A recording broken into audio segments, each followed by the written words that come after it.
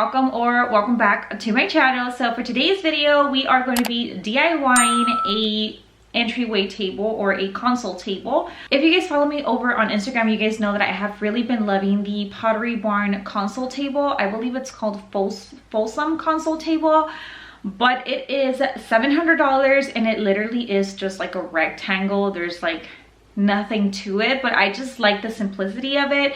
So I showed it to my husband and he's like, it's up to you. But I'm like, you know what, that is a lot of money for, I guess, like a square or a rectangle. So how about we just try to do it our own, since I have been on this DIY kick. And I will say I love the way that it turned out.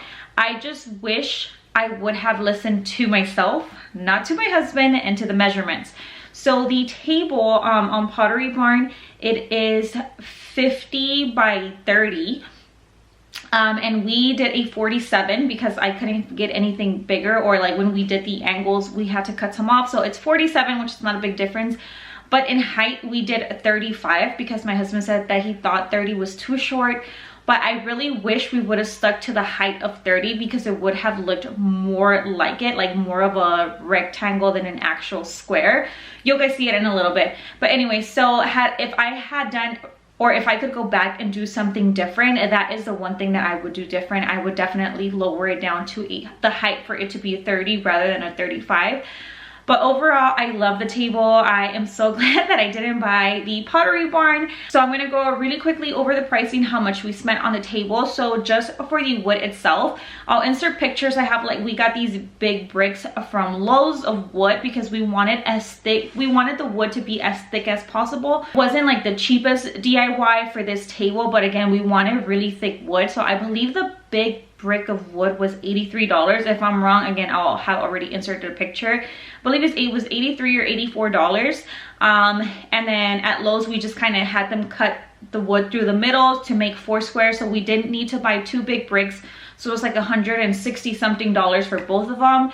And then we did use liquid nail glue and then a couple of screws, and that was it. So it was pretty easy, pretty simple. The cuts were, I think the cuts, doing the angle cuts what was the hardest, but other than that, I will say it was a pretty easy DIY. So if you have kept your eye on that table, I think that you can easily DIY it yourself. You don't have to use super thick wood.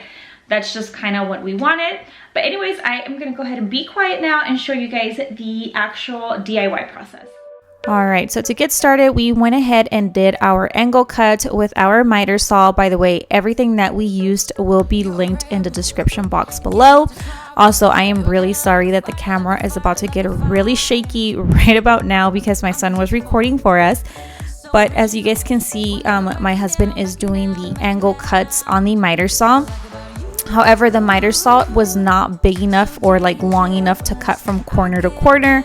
So as you guys can see right here, once we were done, my husband would just snap off the piece, go in with a jigsaw, cut off that extra piece, and then he would just sand it down to make it nice and smooth. It's the way we keep our high, moving like a hurricane.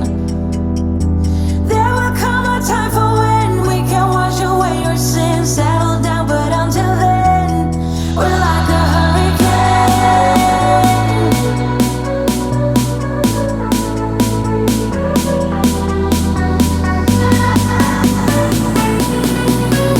All the pieces are cut down. We just did a like a draft of it, like we put it all together holding it, and I am obsessed, guys. We pulled it off, at least that's what I hope. So now we're just gonna go ahead and put it together. So we are gonna be using liquid nails, and then we are also gonna do pocket holes to hold it together. But I mean, it might not look exactly like the Pottery Barn one at the end, but I'm pretty sure it's going to look very similar to it. All right, guys, so to make the pocket holes, we need a clamp, but we don't have one. So we're going to improvise and use the clamp that the miter saw has to just hold it down to make sure we are making our holes properly. So the plan is to make pocket holes on here so that they can grab onto the bottom, but then also adding the liquid nails on once we're about to puzzle it all together.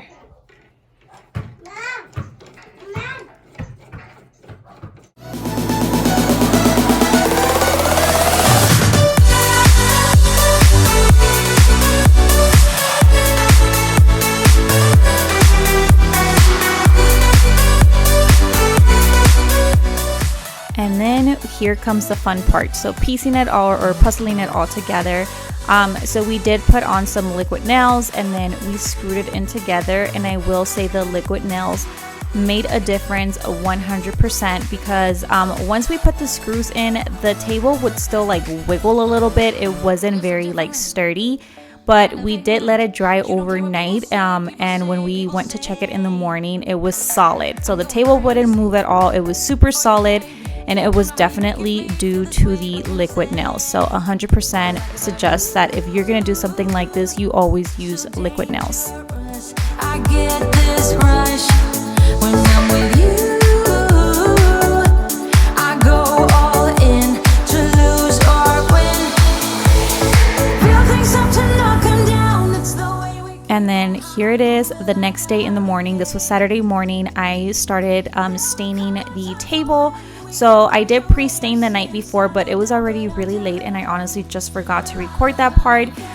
So I did pre-stain it the night before, and then here I am with the actual stain. I actually do go ahead and wipe it down because I didn't want the stain to be super dark. So just in case you're wondering, I know a lot of people just kind of let it sit and then they wipe it down, but I wipe it down as I go because I don't want the stain to be super dark.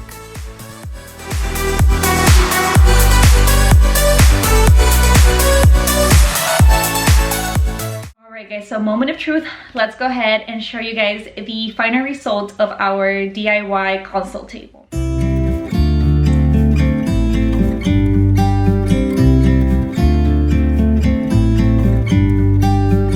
About to leave, already packing. Come with me, I'm not really asking. We'll get away to a place where we don't know.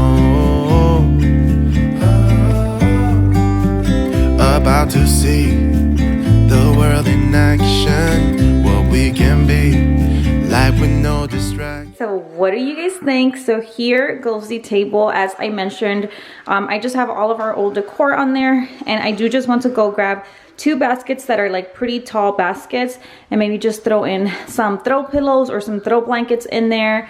But yeah, that is what it looks like and I love it so much. Alright guys, and that is everything for today's video. I hope you guys enjoyed it. It was so fun making this table. And I know it's not like a super complicated table or anything crazy, but I am so proud of myself, so proud of us, I should say, because I did work on this with my husband. He actually really helped me with the cuts just because I'm still getting kind of like used to working with the miter saw, so he definitely helped me out with this one. But it was so much fun to make it. I love it.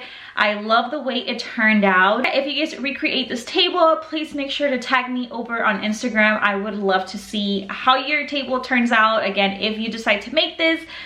But yeah, other than that, that is going to be everything for today's video. As usual, everything that we used will be linked in the description box below. Again, I hope you guys enjoyed it, and I will see you in the next one. Bye.